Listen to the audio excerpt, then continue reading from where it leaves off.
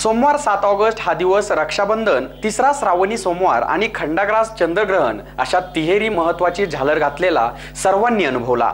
भावा बहिणीची पवित्र नाते उल्लेखित करणाऱ्या या सणावर नियमांचे बंधन घातले होते, ते खंडाग्रास चंद्रग्रहणाने। ग्रहण नेहमीच श्रद्धा आणि अंधश्रद्धेच्या गर्तेत सापडत असते। याचा परिणाम रक्षाबंधनावर देखील झाला। रात्री ढगाळ वातावरण असल्याने खूपच कमी प्रमाणात अवकाशप्रेमींना ग्रहणाचा आनंद लुटता आला। रक्षाबंधन असताना कोणत्या मुहूर्तात राखी बांधायची हा प्रश्न दरवर्षी अनेकांपुढे उभा टाकतो।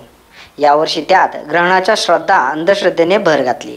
त्यामुळे घड्याळांचे काटे ठरवत आणि ग्रहण चुकवत अनेकांनी रक्षाबंधन साजरे केले, तर अनेकांनी सरसकट ते उड्यावर ढकलले। या बाबींचा सोशल मीडियातला नेटिझन्सने मुहूर्त बघून राखी बांधून घेणारा भाऊ बहिणींची रक्षा काय करणार असा सवाल उपस्थित करत चांगलाच खरपूस समाचार घेतला।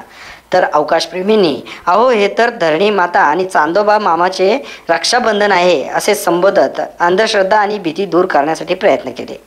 रात्री 11:15 ते साधारण 1 वाजेपर्यंत ग्रहण कालावधी होता खरा, पण त्याचे सावट दिवसभर मनावर बिंबवलेले होते। त्यामागील वैज्ञानिक दृष्टिकोनातली कारणे आणि काळजी खूपच कमी लोकांनी जाणून घेतली, तर उरलेले केवळ शुभ अशुभच्या गर्तेत अडकले होते।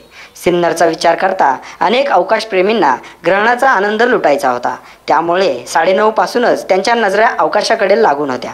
मात्र सुरुवातीचा अर्धा तास मिळालेल्या ग्रहण छटांचा आनंद नंतर ढगाळ वातावरणाने हिरावून घेतला।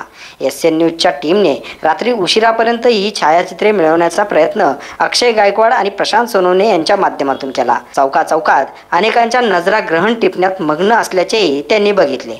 ग्रहण सुटल्यानंतर दूषित झालेले अन्नपदार्थ दूर करणे, स्नान करणे यासारखे आवश्यक सोपस्कार पूर्ण झाले। SN न्यूजसाठी शंतनू कोरडे।